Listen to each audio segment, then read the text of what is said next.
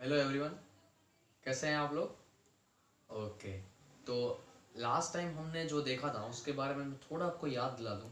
तो last time हमने कुछ कल्टीवेशन कैसे करते हैं उसके बारे में पढ़ा था। ठीक है, तो उसके तो कुछ ट्रेडिशनल टूल, वो क्या टूल था आपको याद होना चाहिए। ठीक है, तो आप बता देना मेरे को कि वो कौन सा टूल था। सिलेक्शन ऑफ सीड्स पढ़ा था, ये सारी चीज़ें थी। लास्ट में था सीड ड्रिल्स। ओके, और वो कैसे यूज़ होता है, वो ट्रैक्टर से कनेक्ट कर देते हैं, उसका ऊपर ही डायग्राम दिया है। बहुत सारे लोगों ने होमवर्क भी किया था। ओके, लेट्स गो अहेड, अब आगे जाते हैं। पेज नंबर 5 निकालो फटाफट, हाथ में पेन और पेंसिल होना चाहिए। ओके, और मैं जहाँ पे भी पढ़ रहा हूँ आपका ध्यान वहीं पे होना चाहिए। पेज नंबर 5 पे लेफ्ट साइड नीचे पर्पल कलर का एक बॉक्स है, उसमें कुछ लिखा है, इंपॉर्टेंट है। Let's go with it.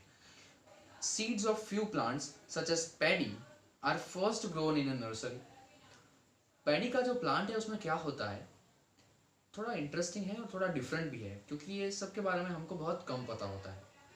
Now we have to understand all that because we are studying science. आपको हर एक चीज़ का रीज़न पता होना चाहिए। तो seeds of few plants such as paddy, paddy जैसे बहुत सारे ऐसे प्लांट्स हैं जिसमें क्या होता है, are first grown in a nursery. सबसे पहले उसको नर्सरी में ग्रो किया जाता है। After that when they grow into seedlings they are transplanted to the field manually. Understand this. पहले वो नर्सरी में ग्रो करते हैं, एक बार नर्सरी में ग्रो हो गए, after that what they are saying is grown into seedlings. Seedlings में मतलब थोड़े ज़्यादा अमाउंट में एक बार हो जाए, उसके बाद उसको मैन्युअली, मतलब हो गए प्लांट्स, क्रॉप्स हो गए, उसके बाद उसको मैन्युअली एक एक क्रॉप्स को उसके रूट्स के साथ निकाल के क्या करना है, नर्सरी से निकालना है, और they are transplanted to the field manually. Field actual field में, फार्म में उसको ले जाना है। मतलब उसको छोटे से थोड़ा बड़ा कर दिया, फिर उसको रूट्स के साथ ले गए फील्ड में, और वहाँ पे मैन्युअली हाथों से उसको ले जाके मैन्युअली वहाँ पे उसको हमको बरी करना है वहाँ पे। ठीक है, फिर वहाँ पे उसका आगे प्रोडक्शन होता है। Some forest plants and flowering plants are also grown in the nursery. इसका रीज़न क्या है आपको पता है। आज जब छोटे बच्चे का बॉर्न होता है उसको क्यों हॉस्पिटल में रखते हैं, क्योंकि वहाँ पे उसको पर्टिकुलर एटमोसफियर मिलता है। ठीक है, उसको पूरी सिक्योरिटी मिलती है उसकी हेल्थ की। उसको कुछ होता है तो तुरंत उसका ध्यान रखा जाता है। वैसे ही कई प्लांट्स ऐसे सेंसिटिव होते हैं जिसको मैनेज करने के लिए, जिसको हैंडल करने के लिए, जब वो शुरुआती पार्ट में ग्रो करेंगे उस टाइम पे उसको नर्सरी में पर्टिकुलर एनवायरनमेंट क्रिएट करके रखते हैं। आफ्टर दैट वो एक बार एक लेवल पे आ जाए उसके बाद हम उसको मेन फील्ड में लाते हैं। तो this is the reason. Now next आप आ जाओ 1.5, adding manures and fertilisers. This two terms are important enough for crops production और फार्मिंग। ये दोनों वर्ड्स ऐसे हैं, मैं बता सकता हूँ आपको, ये भाई बहन है, ये तो भाई भाई हैं, ये तो बहन बहन है, आप जो भी समझो। बस इतना बोल सकता हूँ कि ये दोनों बहुत चीज़ों में सेम है, जो आपके लिए कन्फ्यूजन क्रिएट कर सकता है। तो अब आपको बहुत अच्छे से फोकस रखना है कि सर क्या समझा रहे हैं। ओके, तो अब मैं आपको एग्जांपल देता हूँ। आपके मम्मा और पापा आपको डेली ऐसा बोलते होंगे, बेटा डेट्स खा ले, ड्राई फ्रूट्स खाओ, और बहुत लोगों को पसंद नहीं है पर फिर भी वो खिलाते हैं आपको, ड्राई फ्रूट्स खिलाते हैं। ठीक है, तो ये ड्राई फ्रूट्स क्यों हैं? तो सिंपल है कि आपको आपके डेली लंच, डिनर, ब्रेकफास्ट, इन सब में जो भी खाते हो उसमें से प्रॉपर और जो आपको ज़्यादा चाहिए वैसे न्यूट्रिएंट्स नहीं मिलते हैं। मिलते हैं पर एक्स्ट्रा न्यूट्रिएंट्स, जिससे आप पावरफुल हो, आपका बॉडी स्ट्रांग हो जाए, आपका दिमाग ज़्यादा तेज़ हो जाए, तो वैसे न्यूट्रिएंट्स आपको वहाँ पे नहीं मिलते हैं। तो इसी वजह से ये ज़्यादा न्यूट्रिएंट्स वाले फूड, ड्राई फ्रूट्स हैं, डेट्स हैं, ये आपको खिलाए जाते हैं मम्मी पापा से। ठीक है, वो नहीं खाओगे फिर भी आप अच्छे से रह पाओगे। पर ड्राई फ्रूट्स इसलिए खाना ज़रूरी है क्योंकि आप नॉर्मल से थोड़े ज़्यादा अच्छे रह जाओ, आपका बॉडी थोड़ा ज़्यादा हेल्दी रहे, जल्दी बीमार ना हो। ओके, तो ये चीज़ याद रखो। अब हम आगे जा रहे हैं मैन्योर्स और फर्टिलाइजर्स में। थोड़ी देर बाद मैं उसको रिलेट करूँगा। ओके, मैन्योर्स एंड फर्टिलाइजर्स, अब ये क्या है? the substance which are added to the soil in the form of nutrients for the healthy growth of plants are called manures and fertilizers. Okay, मतलब कि आपको क्या करना है, the substance which are added to the soil, ऐसी चीजें जो soil के अंदर डाली जाती है, जो सॉइल के अंदर डाली जाती है एज अ न्यूट्रिएंट्स, न्यूट्रिएंट मतलब आपकी बॉडी को जो ज़्यादा चाहिए, nutrients for the healthy growth of plants are called manures and fertilisers. मतलब प्लांट्स के लिए और सॉइल के लिए, स्पेशली प्लांट्स के लिए जो भी आप क्रॉप प्रोडक्शन करने वाले हो, वो प्लांट्स के लिए these manures and fertilisers are the dry fruits. Plants को सॉइल में से तो न्यूट्रिएंट्स मिलता ही है, वाटर मिलता है, सनलाइट मिलता है, वो क्या हो गया, उनका लंच डिनर ब्रेकफास्ट हो गया। पर अगर कुछ एक्स्ट्रा न्यूट्रिएंट्स अगर देने हैं, प्लांट्स को स्ट्रांग बनाना है, तो आपको मैन्योर्स और फर्टिलाइजर्स सॉइल के अंदर डालने होते हैं। ठीक है, तो they are the dry fruits. इस एग्जांपल से याद रखोगे, जल्दी याद रह जाएगा। अब आगे जाते हैं। Soil supplies minerals, nutrients to the crop plants. These nutrients are essential for the growth of plants. In certain areas, farmers grow crop after crop in same field. The field is never left uncultivated or fallow. Okay. ये क्या बोल रहे हैं? तो ये बोल रहे हैं कि soil तो nutrients देती ही देती है plants को। उसके बाद what they will do, क्या होता है plants के साथ, मतलब उनको lunch breakfast dinner मिल गया, पर जब ज़्यादा absorption होता है, plant को ज़्यादा भूख लगती है, वो ज़्यादा एब्जॉर्ब करने का ट्राई करते हैं, पर ड्राई फ्रूट जितने न्यूट्रिएंट्स आपको लंच में से नहीं मिलेंगे, डिनर में से नहीं मिलेंगे। तो इसीलिए इन्होंने बोला है these nutrients are essential for the growth of plant. Water है, सॉइल मिनरल्स है, वो एसेंशियल है, जरूरी है। इन सर्टेन एरियाज, कहीं की जगह पे क्या होता है, farmers grow crop after crop in the same field. एक ही जगह पे एक क्रॉप, दूसरा, फिर तीसरा, वो सब हो गए, उसको कल्टीवेट करके निकाल दिया, फिर अगेन वही क्रॉप, फिर निकाल दिया, फिर वही क्रॉप, कंटिन्यूअस वो क्रॉप प्रोडक्शन एक ही जगह पे करते जाते हैं। उससे क्या होता है कि एक ही जगह पे क्रॉप प्रोडक्शन करते रहने से जो सॉइल है उसकी फर्टिलिटी कम हो जाती है, सॉइल की फर्टिलिटी कम हो जाती है। तो इसका सॉल्यूशन यही है कि उसको ड्राई फ्रूट खिलाओ।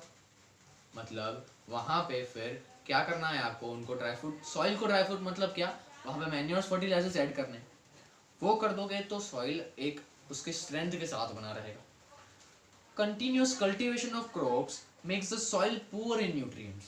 कंटिन्यूअस, देखो अभी जो बोला वो लाइन आ गया, कंटिन्यूअसली आपको ये नहीं कर देना है, ठीक है। फार्मर्स इसका बहुत ध्यान रखते हैं, और जो नहीं रखते हैं उनका सॉइल फर्टाइल नहीं रहता। Therefore farmers have to add manures to the field to replenish the soil with nutrients. Replenish का मतलब फिर से उसको न्यूट्रिएंट से फिल करना। तो कंटिन्यूअस क्रॉप प्रोडक्शन करने से बजाय वो लोग बीच बीच में सॉइल के अंदर न्यूट्रिएंट्स, मतलब सॉइल के ड्राई फ्रूट्स ऐड करते हैं, ऐसा बोल सकते हो। ऐसा आपको एग्जाम में नहीं लिखना है, पर यू कैन ऐड दैट, ठीक है। This process is called manuring. तो सॉइल को प्रॉपर स्ट्रेंथ देना उसको बोलते हैं मैन्योरिंग, और जो चीज़ ऐड करते हैं उसको बोलते हैं मैन्योर्स। ओके, ये चीज़ याद रखना, क्योंकि ये फर्टिलाइजर उसका सगा भाई है, थोड़ी देर बाद आएगा। इम्प्रॉपर और insufficient manuring results in weak plants. अगर आपने पर्टिकुलर टाइम पीरियड पे उसको नहीं किया मैन्योरिंग, तो क्या होगा, जो सॉइल के अंदर से जो प्लांट्स ग्रो करेंगे that will be weak plant, वो प्रॉपर प्लांट्स नहीं होंगे, ठीक है। और वो प्लांट्स में से जो भी आप खाओगे उसमें से प्रॉपर न्यूट्रिएंट्स आपको नहीं मिलेंगे। Manure is an organic substance. अभी ऑर्गेनिक क्या है, तो ऑर्गेनिक वर्ड हमारे आगे के एक चैप्टर्स में आएगा, तब मैं डिटेल में समझाऊंगा। पर अभी तक ऐसा समझ लो कि ऑर्गेनिक जिसके अंदर कार्बन ज़्यादा होते हैं, ठीक है, कार्बन डाइऑक्साइड सुनना है, तो कार्बन का जो एलिमेंट है वो उस चीज़ों में ज़्यादा रहता है।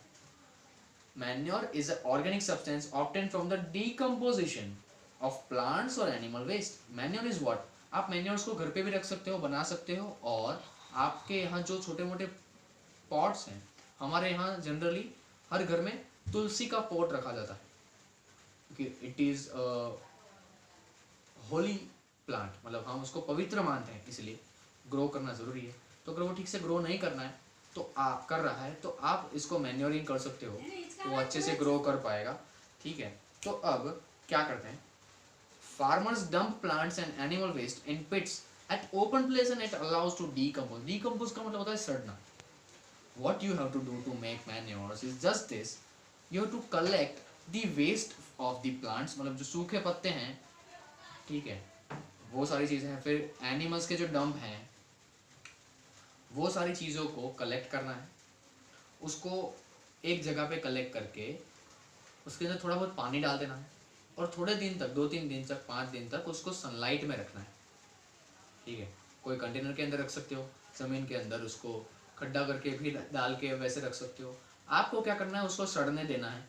वो एक बार सड़ने लगेगा, उसमें से बैड स्मेल आने लगेगा, that is your manures without any harmful chemicals. वो आपकी सॉइल को कभी भी हार्म नहीं करेगा, ठीक है। तो इस चीज़ को मैन्योर बोलते हैं और एकदम नेचुरल है। फिर क्या करना है, तो ये मैन्योर्स को आपको, आप जो भी पोर्ट के अंदर आपका प्लांट ग्रो करवा रहे हो क्रॉप, तो उसके सॉइल के अंदर आपको इसको डाल देना है नीचे, ठीक है, जहाँ पे आप प्लांट ग्रो करने वाले हो वहाँ पे डाल दोगे तो ये मैन्योर जो आपने बनाया that will be behave as a dry fruit for that particular soil. और फिर जो भी प्लांट आप वहाँ पे ग्रो करोगे वो बहुत ही अच्छा ग्रो करेगा, ठीक है। तो डीकम्पोज करने देना है, ये बहुत इंपॉर्टेंट है। तो decomposition is caused by some microorganisms. आप उसको वहाँ पे रहने दोगे, छोटे छोटे माइक्रो ऑर्गेनिजम्स, छोटे छोटे बोल सकते हो इंसेक्ट्स या जो भी, वो अपने आप ही वो काम कर देंगे। The decomposed matter is used as organic manure. Organic मतलब safe, natural. You have already learned about vermicomposting in class 6। आप क्लास 6 में वर्मी कंपोस्टिंग पढ़ चुके हो, ओके। तो ये था मैन्योरिंग। अब एक एक्टिविटी दिया है 1.2, ये एक्टिविटी हम कर सकते हैं, अगर पॉसिबल है तो आप भी घर पे कर सकते हो। इस एक्टिविटी में 10 डेज लगते हैं। करना क्या है, आपको मूंग या ग्राम, मूंग या चने के सीड्स लेने हैं, उसको स्प्राउटेड करना है, मतलब वो पानी में एक दिन रखना है, उसमें से वो वाइट स्ट्रक्चर बाहर आएगा। वो स्प्राउटेड कर दिया, उसके बाद what you have to do, select 3 equal sized seedlings, take 3 empty glasses and 3-4 आपको, मिनिमम 3 आपको सीड्स लेने हैं। उसके बाद 3 एक ही साइज के ग्लास या वेसल्स लेने हैं, जैसे डायग्राम में दिया है। तीनों को ABC नाम देना है। Mark ABC। To glass A add little amount of soil mixed with little cow dung. Cow dung भी आप मैन्योर बनाने के लिए यूज़ कर सकते हो, ठीक है। तो आपको A में क्या लेना है, सॉइल और काउ डंग। B में क्या लेना है, put the same amount of soil mixed with little urea. पहले में काउ डंग और सॉइल ले लिया, दूसरे में सॉइल लिया और क्या लेना है, urea. Urea is something different substance, समझाऊंगा आगे।